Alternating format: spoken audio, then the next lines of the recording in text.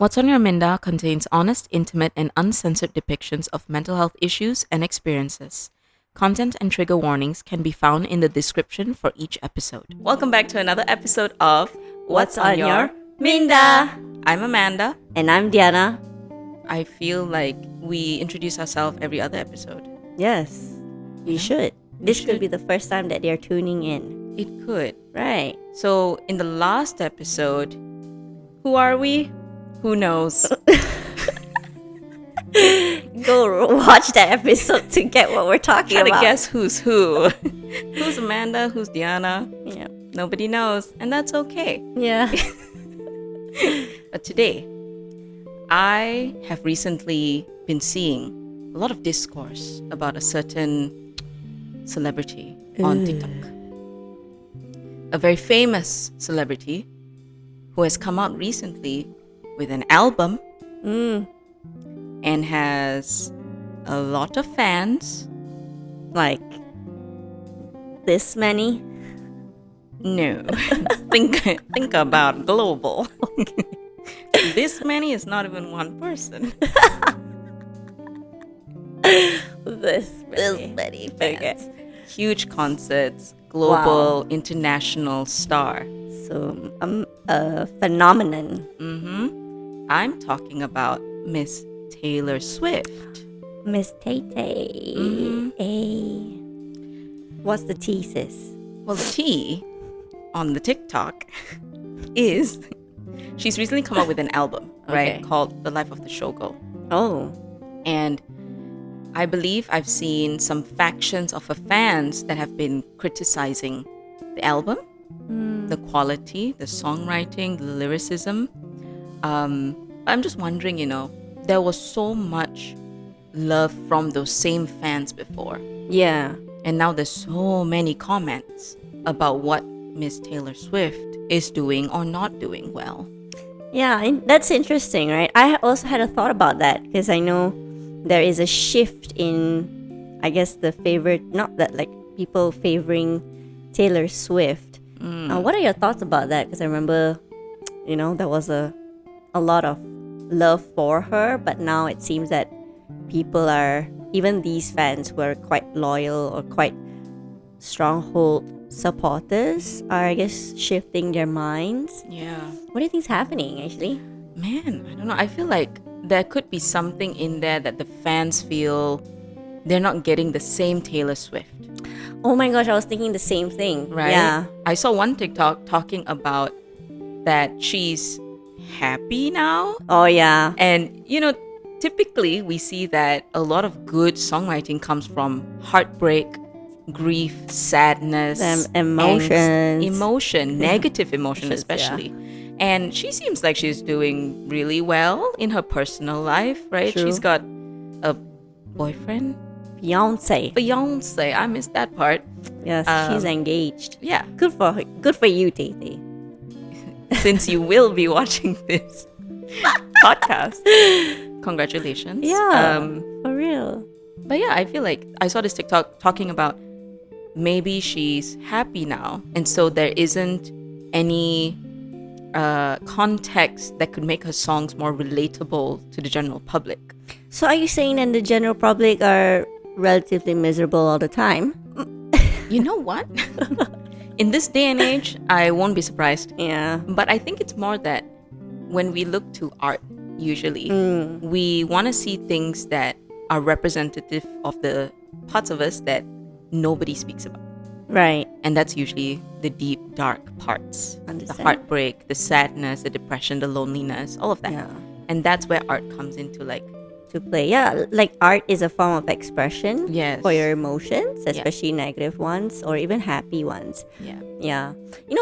My thought of it is when you talk about change, I think it's because the change of who she's viewed as. There is maybe a form of metamorphosis in her identity. And I see this kind of like rejection as well with, for example, Disney celebrities. Yeah. Right? Like They shed that layer that they were so used to. Miley Cyrus, for example, like Very big shift. huge shift. And so she was like so loved, right? Before that, when she was a child star. And then when she was growing up and trying to shed that child star identity, she faced a lot of backlash, Yeah. massive. Very true. And then I think now it's pretty much stabilized, Yeah. right? And yeah, Recently, Sabrina Carpenter, right? of more recent years, that her image is very sexy, very sensual, playful type of image, which she was a Disney star as well. It's very different. But I don't think she got the same amount of backlash as Miley Cyrus did. No, I don't know about that, to be honest. But yeah. But So what was this thing, Minda? What's happening? I feel like either way, people have stuff to say, Okay. right? But like that's what I want to dig in a bit today, because so many people are commenting on the lives, especially personal lives Yes. of celebrities. Yes. And I feel like there's this sort of connection that people have with celebrities that makes them feel like they want to talk about or say something so that the celebrity will change themselves, yeah. you know? I get what you mean. I mean, like sometimes when I read the comments or the statements by their fans or the general public, it really feels like they know what they're talking about, or they know Yeah. them so deeply and so personally that they feel so offended if their Personally advice, offended. personally offended if their advice or suggestion was not taken seriously. Yeah, So that's kind of scary it is. because you don't even know them. You don't know them. You know what that's called? Parasocial relationships. What is that? That's what we're going to talk about today. Parasocial relationships. Yeah. What is it? So, according to Wikipedia, parasocial relationships, it's a one-sided, one-way relationship or connection between someone and a public figure. That could Yeah. be a celebrity, a fictional character, like actresses, singers, musicians, politicians, whatever. Yeah, anyone Yeah. who's in the public eye, right? And Yeah. who comes forth and is allowed to who actually publicizes their life. Yes, exactly. And keep in mind, the main thing is it's one-sided. One-sided. That is kind of the definition of fans or followers, because most of the time you don't actually have a personal relationship to this public figure that you're following or Yeah. commenting on. But I have a question though. Like, I guess thinking from fans, right? Because I feel like for myself, when you follow a certain celebrity so in depth in their career or in their personal life, depending on how much they post and what they share, sometimes you really feel like you know them so personally, right? And I guess that's the delusional part, because like think what you said, so. it's one-sided. I know everything about you and you know nothing about me. Yes. I feel like also that is the assumption though, because the assumption is that these celebrities post everything about their personal lives. Yeah. It is definitely curated. Oh, They have a PR team. okay. Things that get posted are not it's not as spontaneous as you would think. There's always things to like these approvals to go through. Right. Maybe there's some things that are a little bit more spontaneous for certain celebrities. Take for example Doja Cat. The things that she posts about, I don't think a PR team is validating it. Oh my god, her TikToks are the best. Yeah, which is great, because then you see a more human side of her. Yeah. Right? It's But actually really nice. Right, but I think a lot of people assume that that's what every celebrity does. Oh. Right? Oh. Just because social media is a bridge, a Right. deeper connection we could have with a celebrity, doesn't mean that everything that comes is everything they are. It could be just 5% of who they are. Right. Maybe some of those things are not even what they want to post. They have to post for an image, a reputation, Wow. and people are commenting on it all the same. Wow. Damn. So no publicity is bad publicity. It's always just publicity. Mm-hmm. Damn. Okay. So tell me more about this parasocial relationship. Why should we care about it? I've been seeing recently, I think a lot of people would probably notice this, that it's almost as if people hide behind the screen. when they're commenting, when they're interacting with these posts that the celebrities put out, right? And a lot of these comments are really inappropriate. Really inappropriate, from ranging towards like criticizing the celebrity for what they're doing or certain action they have taken or not taken, to inappropriate, maybe sexual or violent kind of comments. Wow. Right? And, like hate comments, death threats, stuff like that. Wow. And they're all hiding behind a screen. It's not that they've gone up to the celebrity in person and told them these things. Yeah. It's all just behind. Yeah. So I feel like what's important is maybe we need to figure out what is going on. Who are the people who might be doing this? Who are the people who may need a little bit more support because this connection, this parasocial relationship may be impacting them a lot more than they think? And I guess to maybe tell the general public so that we're aware, because for me personally, I've been in fandoms like since I've grown up, from like fictional stuff like Harry Potter to K-pop stuff, GOT7. I don't hide that fact. It's everywhere for me on all my social media. But I've always been heavily invested in a lot of these things. But I never found myself feeling heavily involved in the lives of these figures, these public figures. So that's the fine line, being invested versus being involved. Yes. So I'm wondering, what is it? What makes someone cross that line? How do we, because in our line of work as therapists, how do we help someone if they have already crossed the line or if they've not yet crossed the line? Or if they're thinking about it, right? Yeah, it makes a lot of sense. The importance of it to prevent harm from the person, the fan, and the celebrity. Yeah, you're right about the harm, because I feel like another huge thing about parasocial relationships is the impact they have on the general public. And the first thing that came to my mind is the evolution of Kim Kardashian's body over the past decade or so has very heavily impacted people's beauty standards. Oh my gosh. What do you think? Spot on. Like the whole, Kim Kardashian would be, I guess, the kind of frontal face of the Kardashian-Jenner family. But you're so right on that. I do feel like she has quite a strong influence on what a standard, not so standard, but like, I guess, the ideal of standard beauty for a feminine woman, right? I remember like back then it was like very much, she's still very much a curvy woman, but now it's a lot of focus on being fit. Yeah, you're so right about that. I think a lot of plastic surgeons recently, I don't know if you know about this, there was a lot of talk on Kris Jenner's whole facial reconstruction. Yeah, like, she should drop her surgeon's name because they did such a good job and things like that. So it's so heavily normalized, right? And I'm sure it impacts people positively and negatively, whether they either develop a form of like, why don't I look like that? There's something wrong with me. I don't feel good about myself until I look like that. There was a whole episode, by the way, on the Kardashians, Keeping Up with the Kardashians, where Kim found people who looked like her. Okay. So there's a community, or I guess that's, I don't know, people were dressing up and they actually, I guess, reconstructed their bodies to kind of look like her as well.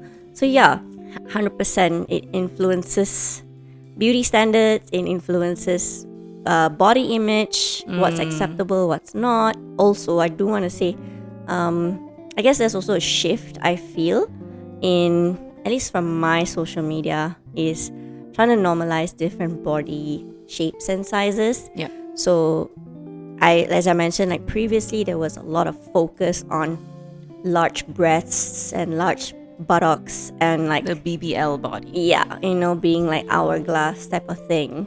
But now I guess with more different shapes and sizes of celebrity women looking differently, looking maybe a bit more slender, coming from the itty titty, what do you call that? Itty titty bitty club or something. Itty bitty titty club.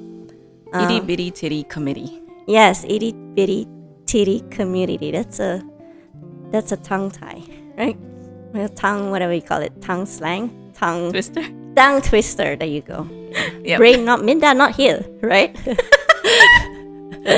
Where is your Minda? Yeah, where? Today's In episode. my pocket. I think like even that trend, I'm seeing the changes in Ozempic trend, right? Yes. People are taking Ozempic to lose weight when the original reason for Ozempic is for diabetic people to drop weight so that they can manage their blood sugar.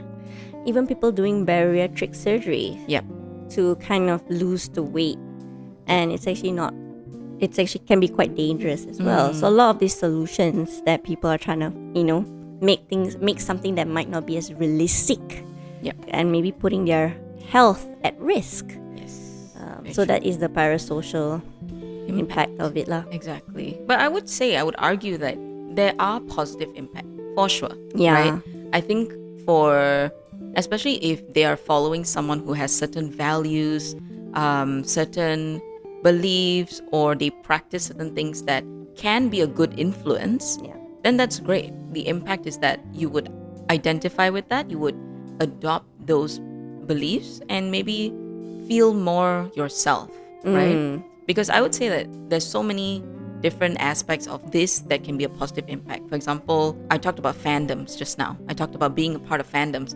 The community and the sense of belonging in a fandom is really good, right? Yeah. You don't feel alone. That helps you to combat loneliness when you find other people who are like-minded, like yourself. Yes. So it's not just about the parasocial relationship with the celebrity, but the actual social connections with the fandom, Yep. right?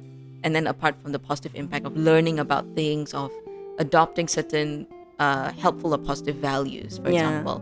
Let's say it's a celebrity who's very open about their mental health struggles and what they've gone through to help themselves.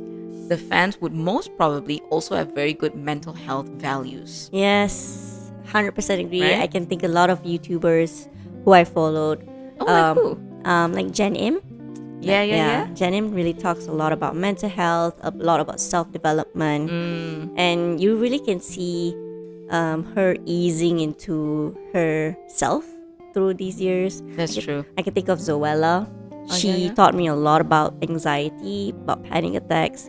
There was also a period of her life where she was very afraid to take flights and planes. I Yeah, remember that. yeah, it was a big thing for her. And now she's like doing trips here and there. Also talked about mental health as well. I think especially among YouTubers, again, my kind of circle of what I'm watching, they do normalize therapy. They do normalize mental health. That's they talk true. about mental health and going for therapy and trying to destigmatize going for therapy, what therapy is and how it can help them, which I think is fantastic, right? It's really, really nice to see that. So I think even not just within that you find community, I think even your parasocial relationship with the artist or whoever you have that connection with, right? I can think of people who are maybe feeling alone in a community where there are not many people like them, and they connect with that celebrity, for example, who are maybe mixed race, That's true, yeah. or who is figuring themselves out, like what they want and who they are, right? Identity formation. Yes, exactly. In that area, definitely can be really helpful. Yeah. And probably why people like Taylor Swift was so beloved, because she was probably very upfront about that process, right? That she's like going through her bad bitch era, and then I don't know all the other eras. I'm sorry. I'm sure there are multiple eras. And people were like, okay, I'm up for it. So for me, I think, I don't know, in this whole, I guess, kind of going back to the whole Taylor Swift thing, my kind of thing that I want to pick on it is, when she is happy, why are we not happy for her? Why are we not happy with her? And this is the part that concerns me. Like, for example, Amanda is a fan of GOT7. I'm a fan of EXO. EXO. Yeah. So I was talking about how deeply concerning it is when the guys in EXO are actually not very upfront about their relationships, their romantic relationships, and it was because they would face backlash when they do, especially from their fans. And that's deeply concerning to me. Like, why are we not supporting them having a healthy relationship with their partners, right? And they're allowed to be. So that's when it can get a little bit scary, I feel like. Yeah. We feel like we own them. We feel like we're entitled to their lives. And it can be quite harmful for them as well. Yeah. I'm sure it impacts their mental health. I think, Oh, for sure. yeah, I think if they've spoken for some of them, like why nowadays I feel like there is more of a practice to be a bit more selective and private. Even for example, the Kardashians, their latest show honestly sucks so bad. Okay. Only because it's so deeply curated, right? And it does not hit as well as the old one. It's Keeping much Up. more filtered now. It's so filtered and it's so boring. It's so surface. It just looks good, but it's not. You don't connect to them deeply, lah. But I understand as well. I think part of the evolution. When you've been in the spotlight for so long, you probably felt the impact of the parasocial relationships. Yeah. From your fans, from people judging. I think they're all deeply traumatized. I would say Khloe Kardashian the most. I don't know if you know. Like, her cheating scandals have been slandered all over social media while she was pregnant. By the way, twice, by the way. Like, the trauma of surrogacy, the trauma of a lot of it, of being humiliated on social media. Why are you still with this man? All these people who have this parasocial relationship with Khloe. Sorry, so her partner cheated. Yes. And the scandal was like, people were commenting on her, like, why was she not doing anything about it? Yes. Why was she not doing anything about it? How can you let this happen? Why would you have a relationship with this man? Why do you have kids with this man? And because the first scandal happened, she tried to work that relationship for the sake of her daughter. She was actually devastated and almost deeply embarrassed to admit that they had a second child because of the scandal. You see, I mean, that the impact of the parasocial relationship, that these people, I think, heavily think about what the public will say, what their fans will say, or what their haters will say, for example. I can see like Kendall-Jenner, for example, and not just Kendall, but I think the whole Kardashian family are so, they are, what do you call it? Macam, they are trained for public Relations? Yeah, for public speaking, right? And I can tell in short interviews of like Kendall speaking about her sister, she carefully chooses her words. Example, she was just saying, this context is simple. Khloe likes to bring me to drink alcohol, right? She would give a caveat before she says that by saying not that Khloe encourages me to drink alcohol or anything. To not say that, Khloe is a pusher when it comes to alcohol, or Khloe is an alcoholic, none of that. Like, I see that it's very careful. I mean, you can see one small mistake in the words you choose. Yeah. And because their lives are also so public. I mean, the whole thing about how they rose to fame is because it's a reality show about their lives, their unfiltered lives being documented and out there. Yeah, right? that's why. So I think for them, I think there's also a difference there, because a lot of other celebrities that have these kind of comments on them, they produce something, right? Let's say there is a distinction between them as a person and them as a celebrity. Yeah. But with the Kardashians, for example, or any other celebrities that it's more a reality type of celebrity, Yep. they have no distinction between who they are and the celebrity, Yep. because that is what's put out there. That is the product. It's themselves. Yeah, which can have its double-edged sword, right? Yeah. You can be your authentic self, you can connect with people, and people can connect with you. But at the same time, also, it can be weaponized against you. For sure.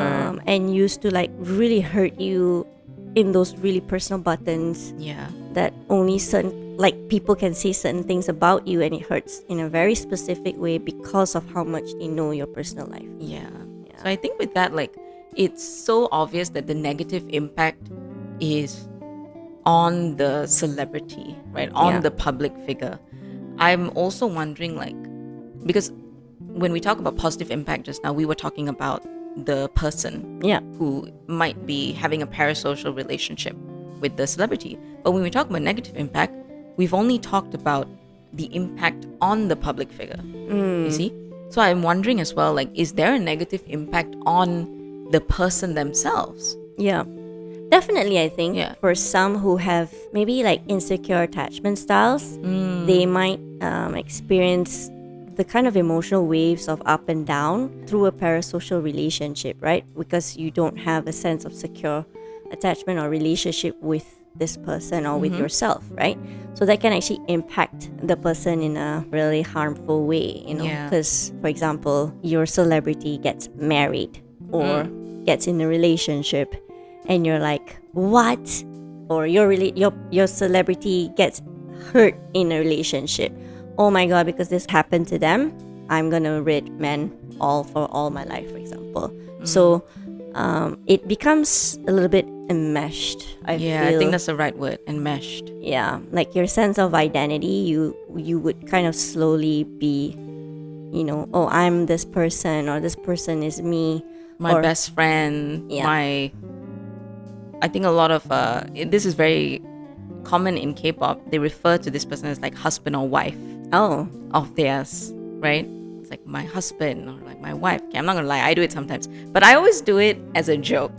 Okay, yeah. I know that there is no possible way that Park Jin Young of God's Heaven, we will never speak in our lives. What? Okay, that is I'm the an truth. idealist. I would say, why not? Who knows? I'm a realist.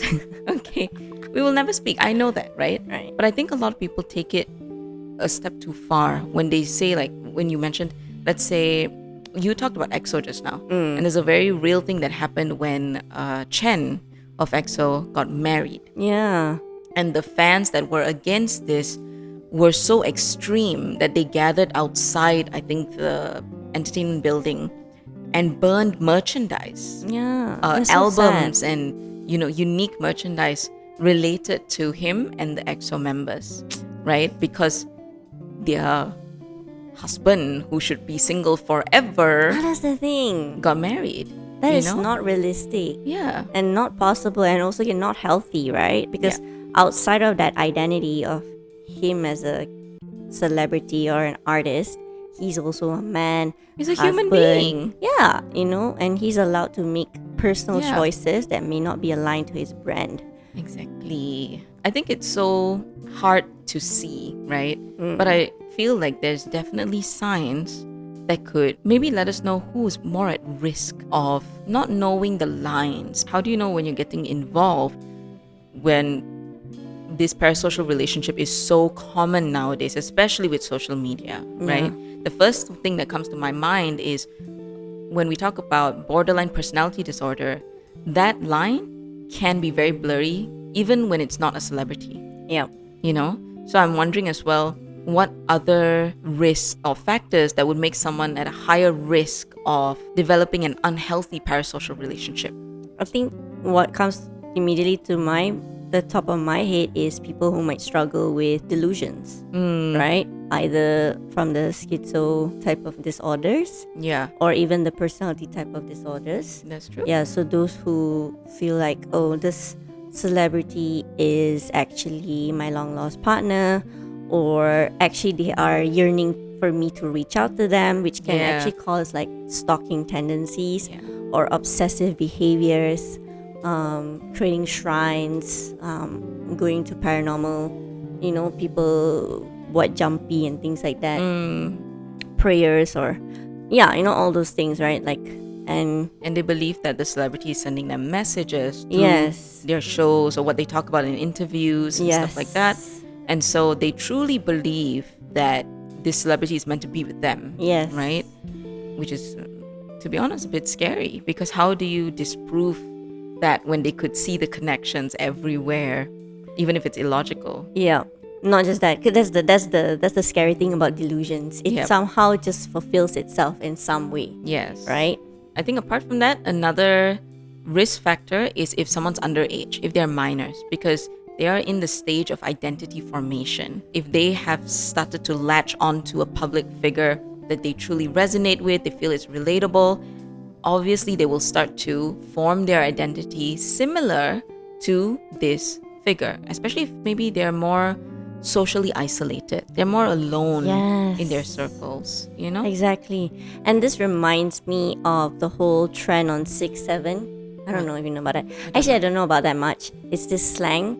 But basically, I totally agree that minors are a very big group that's quite vulnerable to parasocial relationships, which is really important to find celebrities or, superstars or whatever you call them, who actually have good values, right? Because it can be quite dangerous where, okay, we normalize, I don't know, drugs and alcohol and beating women, for example. I don't know how to make that. Extreme. But yes, it's the incel. Yes, I mean, the whole 6'7" thing is incel mindset. Oh, I didn't know that. Yeah, the incel mindset. And I think young brain boys rot are thing. especially more susceptible because they're being targeted, you see, Yes. by these creators to believe in the same values and beliefs that they have, Yeah. which is that men are superior and women are inferior creatures to kind of them. reinforce the misogynistic agenda. Yeah, so that's exactly another parasocial relationship. If they start to maybe feel connected to, let's say, that particular podcast host, right, and the values that they are sharing about, then they would start to inherit those values. Yeah. With that being said, I wanted to know from your opinion, what would be a healthy parasocial relationship? What are some of the ways that you know that, okay, because I'm thinking from a point of view like, oh, am I being too obsessed with this celebrity, for example, and is it okay for me to be, what, like you said, like what would be the line to know, am I just invested or am I already crossing to the borderline involvement? I think it's all about boundaries Right. and limits. Because if we're able to really distinguish between this is another person, they're not just a public figure for our consumption and for our entertainment, that's a really helpful part to form boundaries, right? So let's say it's a singer and we love the songs, we love like the lyrics, we feel it relates to our life so much, right? Yeah. We can also look at it in this perspective that this person is talented at writing about things in their life that makes it so that it resonates with what we have gone through. They're not writing about our lives, right? To have that distinction. Yeah, it sounds like, oh my gosh, they know me so well. They're writing about me. Yeah. They're not. They're writing about their life and their experiences. It just so happens that us as human beings, we all have pretty similar experiences. Yeah. And similar ways of reacting or responding to experiences, right? Yeah. So I think that's one of the boundaries, knowing that that's another human being behind the product, behind the art. That it's a human being, we're a human being. We have never had a communication personally with them. We can just enjoy the art, the product that they have made without thinking of that person as a product. I love that. Okay. On top of that, I was thinking also, because you have that boundary and that distinction, that means also you're allowed to disagree. Yeah. You know, have moments, for example, like with Taylor Swift. You don't like certain eras, but also be open to when there is an era that you do like. Yeah. You know, you are okay to like her again, something like that. You know what I mean? Exactly. Rather than, because I find that the thing about being obsessive is that we tend to close not just one eye, but both eyes. And both ears. Yeah. On maybe some of the things that are. But then the mouth is not closed. Okay. Both eyes are closed. Both ears are closed. No difference of opinion. No, but yes. you will still say yours. Yes, You know? exactly. Yeah. So I find that it's a bit, that's when the line is a bit blurry. Yeah. Where it's becoming where it's the person is now idealized, you know, like no fault at all, completely perfect, even if they've said or done things that are questionable or inappropriate, because everyone is very capable of having slip-ups. And it's part of the process, right? So it's also allowing yourself to maybe feel a little bit icky sometimes, right? And that's okay. Yeah, you know, if you're able to feel that way, I think that's pretty healthy, right? Yeah. Rather than be thinking or making excuses, like, even though it's like blatantly a big boo-boo. I mean, if it is a huge boo-boo, if it's a huge wrongdoing, then yes, you do have a right to. Maybe they did some, I don't know, they're racist or sexist, or there's a human rights violation, whatever, right, Yeah. that they've done. Of course, then as an audience, I believe this, maybe, I don't know if you do, but as human beings, I think it's okay to hold certain public figures accountable if they've done something wrong, No, I agree. right? Yeah. But proven wrong, Yes. right? Not assumed wrong, not Yes. perceived wrong, but Yeah. proven wrong. I think there's definitely anger that can come from that, which is justified anger, and that's okay.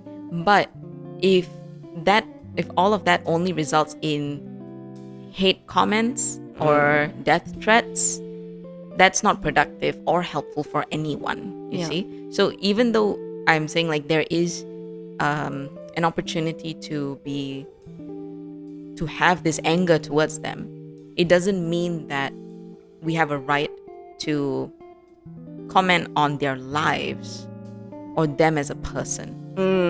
We can, but I mean, I guess everybody has a right, but it doesn't mean it's helpful. It doesn't mean it's productive. In fact, it may continue to blur the lines for you, Yeah. and that's just going to create more stress and more distress. But that's our opinion. I mean, if you want to go and, be so involved, It's up to you. not recommend it, but sure. If you want to, that's fine. If you want to hate on them, you want to comment It's and not stuff. okay to hate. Hate is, I mean, everybody experiences it, right? Okay. I think it's normal, but I don't think it's okay to be hateful. Yeah. That's what I That's mean. the one. Yeah. It's not okay to be hateful. And like, If you can't be kind, then don't do anything. I know. Honestly, Maybe- sometimes the hateful comments are really Isn't it? wild. It's so inappropriate. There's Yeah. no reason for it, honestly. Like, whoa. Like, you're cursing like so many generations. I'm like, that's projection happening, right? For sure. Like, you're so angry. Yeah, that's one of the impact as well, Yeah. on the viewer or the parasocial relationship person, right? Yeah, So, very true. I've actually seen like there's some hate comments that are so unjustified that I feel, what is wrong with them? Let's say it's a person learning to dance. So they're posting about their dance like progress on TikTok. And then people will comment like, you suck, stop doing this. I swear, that's what I What mean. That's being hateful. About you don't interact? And if you want to give constructive criticism because maybe you are a professional dancer who's been training since you were 5, Yeah. then you could give something, maybe a DM, maybe in a comment, but a constructive feedback, instead of asking this person who's just enjoying their life to stop dancing and stop enjoying their life.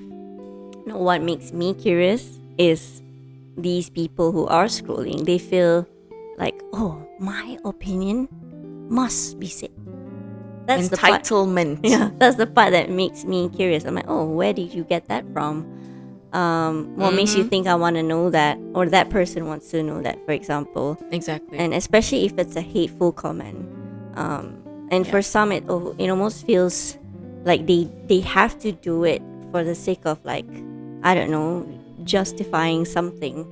I have no idea. Yeah, so the thing that I'm thinking about is our Malaysian celebrity. I don't know if you know, like Leona. Like, she gets quite a lot of hateful comments for, again, her body shape and, or what do you call it, and her dressing, right? And her fans, or not say fans, but like kind of the people who do watch her videos are, I guess conservative, Malaysians. So it's banyak lah kutuk-kutuk, kenapa pakai macam ni, awak ni tak ni macam, and she's just like so young and already, so I don't know, is that part of parasocial relationship? I think so. Even though in a negative way, where you feel like, oh, I'm an elder, I see you doing something wrong in my eyes, because I have values, I'm projecting my traditional or my conservative values onto you. Hence, I see what you're doing is wrong, and hence I feel that sense of responsibility to correct you publicly, by the way, and do it in a shameful way. Yeah, I think it is because, like we mentioned just now about social media, nowadays, anyone can be a public figure. Yes. Anyone can put a video of them Yeah. and it is for the public to see. Yeah. So that is a parasocial relationship because you don't know this person. Yeah. You're just commenting on them, and for just because, like you said, projecting your values, even though you're not this girl's father, you're not this girl's in this girl's life at all to be giving her any sort of advice, right? But yeah, so that makes it a parasocial relationship. It's one-sided, one way between someone and a public figure. Yeah. I think all of this to say is that just be kind, man. I mean, if you want to have a parasocial relationship, that's fine. We've also talked about the positive impact, right? That's all good. But if you find yourself feeling a lot of negative emotions, it may be better to leave that parasocial relationship than to try to use your opinions to change the celebrity or the public figure. Yeah. We both know that's not going to happen. It's The out of your change- control. It's out of your control. We've got to accept it and move on. Yeah. Find someone better so that you can follow them and Yeah. you can develop a positive parasocial relationship until they do something bad. Then find someone else. I think that's just the circle of online life. Online life. Not just online life, right? I mean, like back then, because this parasocial relationship is not new. It's not new. It's been developed since 1950s. Before, actually. Oh. They saw, I think the research was done in 1950s, but they've seen things that has happened before. Let's say, what were like public figures back then were religious figures, Yeah. gods, Oh, you yeah? know, Oh, gods. Right. Okay. spirits. That's what they Right. would like. Deities. Yes. So Okay. I think Emperors. it's always kind of been there. It's just now it's much more accessible because of social media. Yeah, social media, I guess, is a tool. Yeah. For back then, it was probably just newspapers or word of mouth. Yeah. Literally, like people yelling, "Ding ding ding! Listen to the Listen come to the streets and like today's news." Today's news. Your God hates you because you wore shorts today. Bro. Yeah. And then people be like, my knees. My exposed knees. My God hates me now. I think it's always been there. Yeah. Yeah. It's just, I guess now, I think I do feel because of how accessible social media is, it becomes a bit more membuat-buat. What do you call that in English? Like spreading like rapid fire. Oh. I compared to maybe like back in the early 2000s when maybe we had a massive phone. It's not so easy to spread hate comment on You have to MySpace. call up the newspaper. Hello, New Straits Times. Yeah. I want to tell you that I hate this politician. Yeah. Can you please write my opinion in the newspaper and publish it? Thank you. And make sure the politician sees. Now we can just literally comment Yeah. on TikTok. Like it's As so simple easy. as on your phone, right? Yeah. So I think actually even though parasocial relationships have existed like long ago, I think it's much more prevalent now Yeah. because of it. And it's getting worse. Yes, I agree. The boundaries are blurring Yeah. even more so. So takeaway is basically, I think parasocial relationships can be good, can have positive impact, but most of the time it blurs the lines, right? Like we mentioned between investment and involvement. And when it comes to involvement, that's when you have to back out. You have to leave that parasocial relationship. Focus on yourself. Focus on what you need, what's your well-being, what your mental health needs, Yes. and get off the internet for a while. You have do you some. Yeah, I agree. Have some mental health. Sorry. What do you call it? No screen time breaks. Yeah, that's so necessary. Yeah. And part of what you're saying is being a bit more aware of how this relationship is impacting you, and if you're already crossing or getting close to the border of being really, really involved, and maybe pause and reflect, and maybe you can take a few steps back, And yeah, check in on your mental health, check in on your mental well-being, and acknowledge the feelings you do feel. I think with parasocial relationships, underneath all the hate probably has a lot of grief. So maybe you should address that in therapy.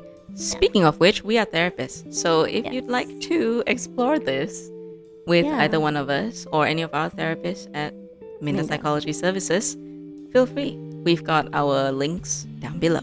But if you have anything to share about parasocial relationships, perhaps yours or you've seen other people do it, leave us a comment on this video. You can also DM us on Instagram or TikTok at Minda Psychology, or you can send us an email at hello@mindapsychology.com. If you want to know more about us and the previous episodes that we've done, you can check out our YouTube channel or our Spotify, or our resources page on our website, www.mindapsychology.com. With that, this has been another episode of What's on Your Minda. Thank you so much for watching. We'll see you next time. Bye-bye. Bye.